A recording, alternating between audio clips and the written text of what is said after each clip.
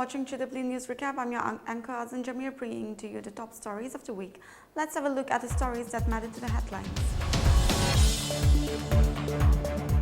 The Nagaland government will revoke the cabinet order for regularization of 147 posts of contractual assistant professors and librarians of the state.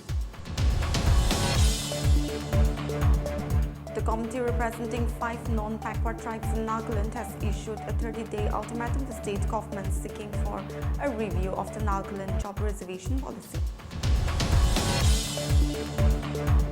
Gunmen killed at least 26 people and injured a dozen others in the disputed Himalayan region of Jammu and Kashmir on April 22, a rare assault on tourists in an area fraught by decades of insurgency and opposition to India's rule.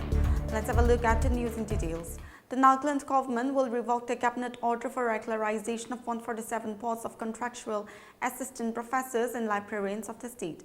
Nagaland Higher Education Minister Timchin Imna Along informed this to the Combined Technical Association of Nagaland and the Nagaland Net Qualified Forum at a meeting at his residence in Kohima on April 26.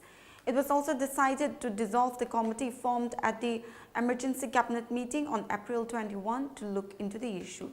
CTN and NNQF said in a joint release after the meeting. However, the CTN and the NNQF asserted that if the formal written copies of the revocation order and the committee dissolution documents as assured by the minister are not received by the April 28 afternoon, the ongoing agitation against the regularization of the 147 posts will be intensified.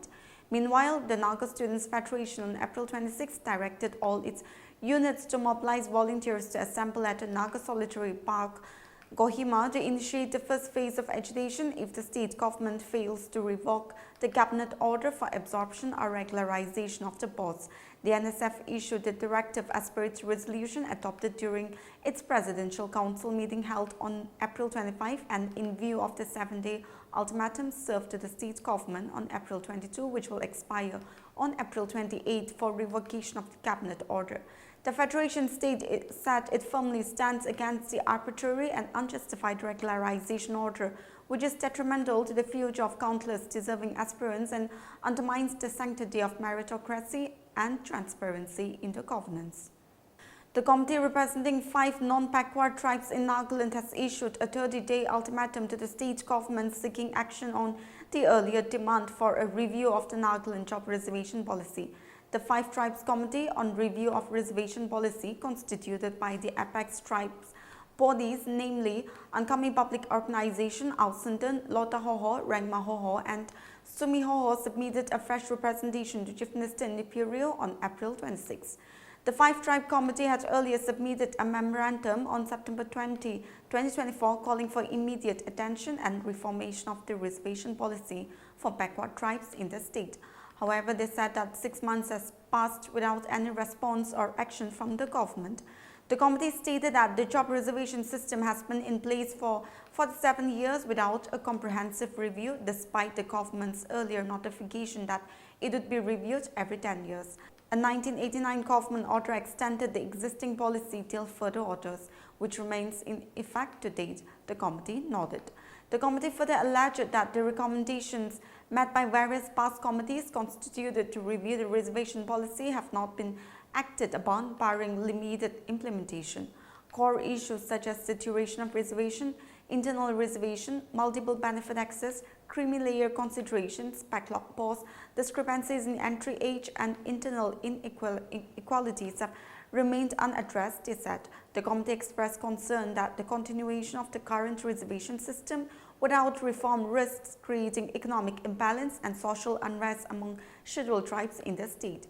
They reiterated the previous demand for either scrapping the existing policy or reserving the remaining unreserved quota exclusively for the 5 non-backward tribes, which they claim represent nearly 55% of the scheduled tribe population in Nagaland.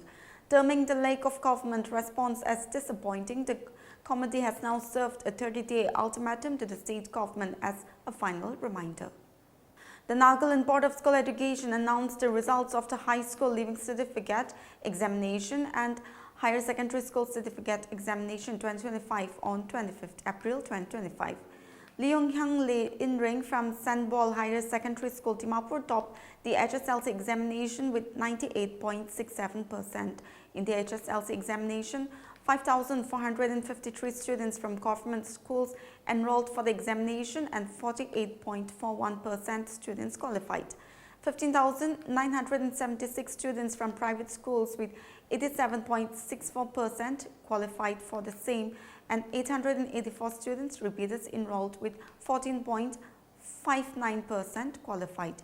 In the HSSLC examination, Wikono Senator from Government Higher Secondary School, Chotuma, Kohima with 96.20%, R.T. Kumari from Ram Chanaki Higher Secondary School, Dimapur with 94.60%, and Snigdha Mukherjee from St. John Higher Secondary Residential School with 93.40% topped the Arts, Commerce and Science stream respectively. In the HSSLC examination, 12,404 students, 1,027 students and 3,218 students enrolled for the examination in Arts, Commerce and Science stream respectively, with a pass percentage of 84.05%, 81.40% and 76.54% respectively. The number of centers set up for HSLC and HSSLC examinations were 97 and 68 respectively. Gunmen killed at least 26 people and injured a dozen others in the disputed Himalayan region of Jammu and Kashmir on April 22, a rare assault on tourists in an area fraught by decades of insurgency and opposition to India's rule. The devastating massacre targeted sightseers in a popular tourist destination in Pahalgam in the mountainous Atanak district, and is the region's worst assault on civilians in years. Most of the 26 people killed are understood to be travelers. While authorities investigate the attack, tensions are rising between India and its neighbor. Despite Pakistan denying that it had any role in the attack, India's Foreign Secretary Vikram Misri said in a press conference that cross-border linkages of the terrorist attack had been brought out during a special meeting of his country's security cabinet. Survivors described horror as the attack unfolded and a bloody scene wrought by the gunmen. A little-known militant group called the Resistance Front claimed responsibility for the attack on social media, voicing discontent at outsiders who have settled in the region and caused a demographic change. The National Investigation Agency has taken over the Pahalgam terror attack case from Jammu and Kashmir police and begun its investigation into the deadly attack that resulted in the killing of 26 tourists. The picturesque Himalayan region, administered in part by both India and Pakistan through though still disputed by both sides, is often rife with violence and has a heavy security presence, but attacks on the tourists are rare. By April 22 night, outraged residents had gathered in the region to protest. Videos of the protests showed a crowd chanting slogans, holding candles and signs that read "Stop Terrorism." Other signs called for the resignation of Indian Home Affairs Minister Amit Shah. Tourists were also scrambling to leave the region, with airlines putting on extra flights. At least 50 Palestinians have been killed in Israeli strike across the Gaza Strip on April 24th, health officials and first responders say. 9 people died in the morning when a missile hit a police station in the market area of Jabalia town in the north, a hospital said. The Israel Defense Forces said it struck a command and control center for Hamas and its ally Palestinian Islamic Jihad in Jabalia that was being used to plan attacks. The Hamas-run civil defense agency said 23 people more were killed later when a family home in Jabalia's and Halawa area was bombed. It added that precise munitions were used and that steps had been taken to mitigate the risk to civilians, while also accusing Hamas of exploiting civilians as human shields. The civil defense initially reported that 12 people were killed in the strike, but increased the death toll on Friday after its first responders recovered another 11 bodies overnight. Another 29 people were reportedly killed elsewhere in the territory. Gaza's Hamas-run health ministry said that at least 1,978 people had been killed since Israel resumed its offensive in Gaza on 18th March following the collapse of a 2-month ceasefire. Israel says it is putting military pressure on Hamas to release the 59 hostages it is still holding, 24 of whom are believed to be alive.